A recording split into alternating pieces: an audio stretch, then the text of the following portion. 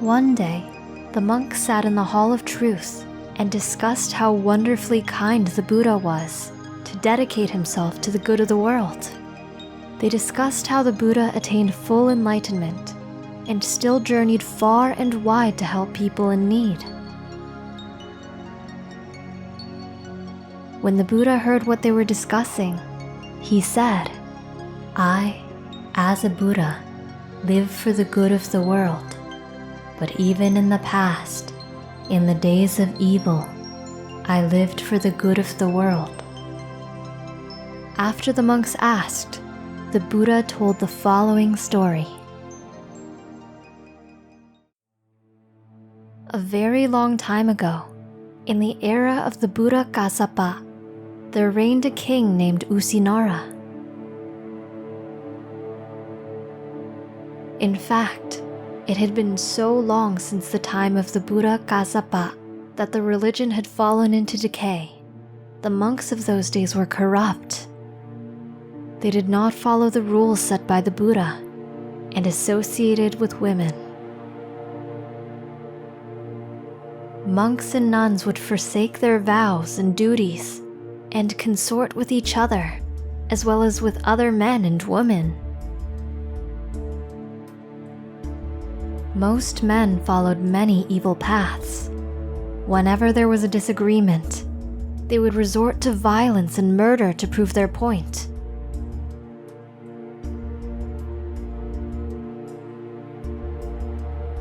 People did not work to earn what they desired. Instead, they just stole it from others.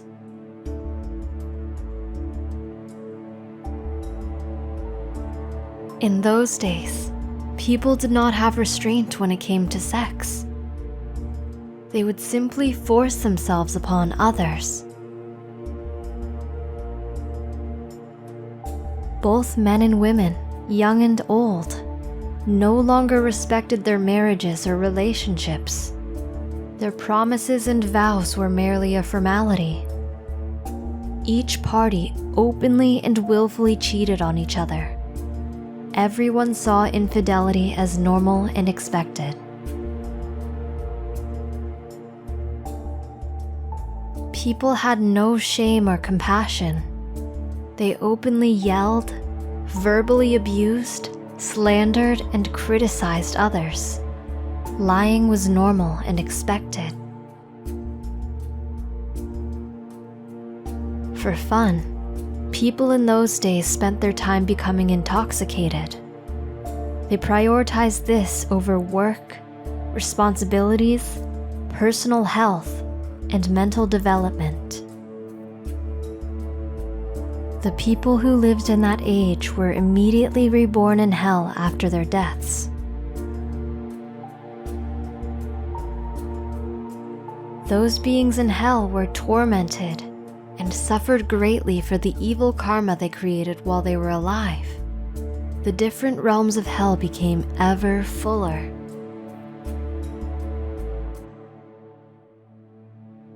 One day, Saka realized that there were fewer and fewer deities being reborn around him. He then looked down and saw the evil of mankind, the deterioration of Buddhism, and the vast hosts of beings being reborn and suffering in hell realms.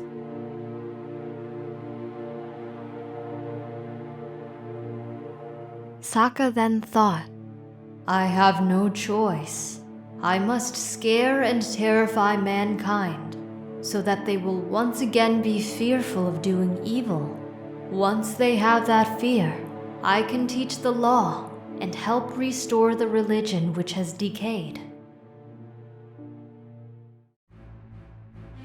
With this resolve, Saka summoned his power.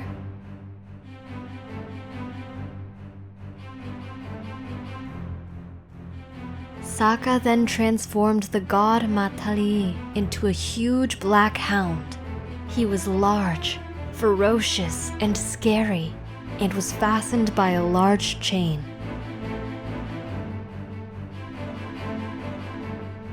Sokka then transformed himself into a gigantic hunter as tall as 30 men. Sokka and Matali descended to the great city and proclaimed, "The world is doomed. The world is doomed for destruction." The people quickly reported this to the king. The frightened king quickly commanded that the city gates be closed.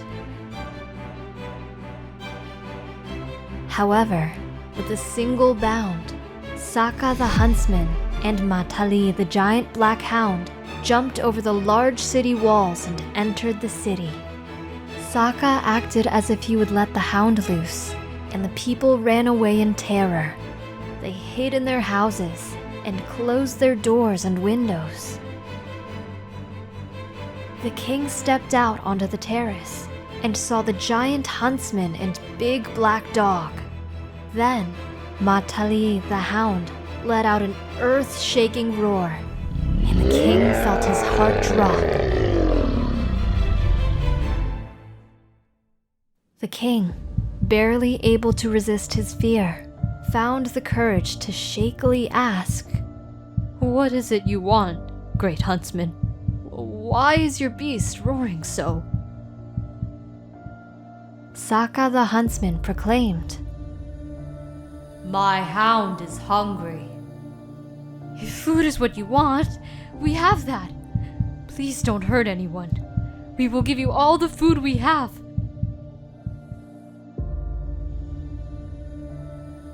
The king had cart upon cart of food and meat brought out and placed in front of the giant hound Matali. Within an instant, Matali devoured all the food. After which, Matali let out a great roar again. "My hound is not hungry for your pathetic human food." Then, what does your hound want to eat?" "My hound wants to eat the flesh of those who are my enemies." Who are the ones you consider your enemies?" "False monks that shave their heads and don the saffron robe only to strive to make money and enrich themselves. These I consider my enemies." "Sisters of the order who ordain, shave their heads, and don the saffron robe only to have sex with men. These I consider my enemies. Ascetics who live only to make money off of lay people. These I consider my enemies. Brahmins who learn skills in the holy rite only to use their skills to perform live animal sacrifices. These I consider my enemies. Those who do not take care of their own parents when their parents grow old, even though they can. These I consider my enemies. Those whose parents have grown old, those who verbally abuse or berate their parents as useless, stupid, and worthless. These I consider my enemies. Those who go after the wife of others, such as the wives of their teachers, brothers, friends, and so on.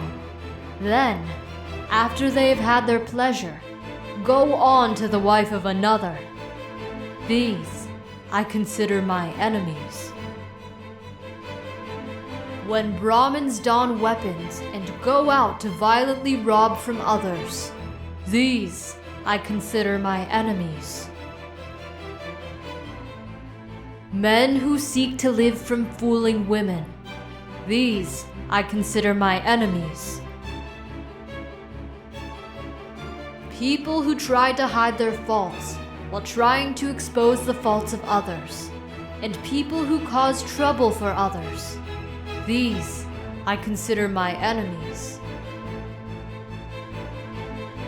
To those who are my enemies, I will let my hound loose, and he will devour you all.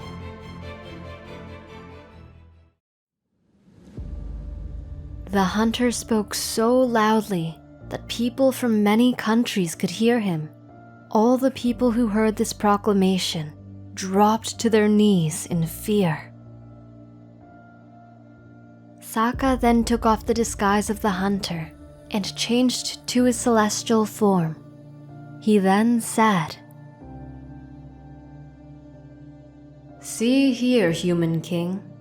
I am Sokka, the king of the gods. I came to instill the fear of doing evil in the hearts of mankind. Mankind has grown full of evil and has not maintained moral dread and shame of doing evil. Once these evil men die, they are reborn in hell and suffer for a very long time. Because there is so much evil in the world, the heavens have not had many reborn there.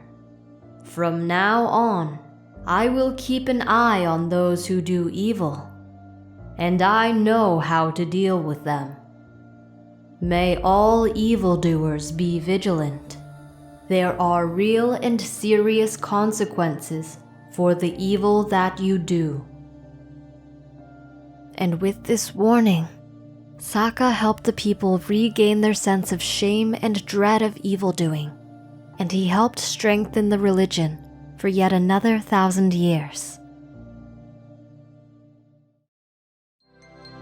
At the end of the story, the Buddha said, "In those days, I also lived for the good of the world.